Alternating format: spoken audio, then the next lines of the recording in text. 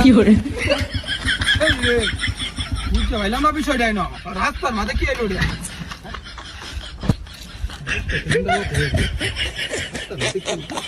এই রে ওনে তাই গেছি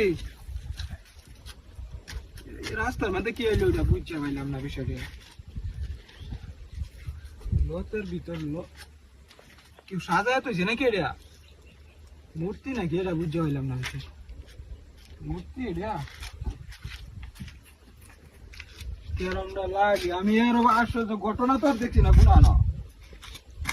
এরম ঘটনা তো কোন দেখছি না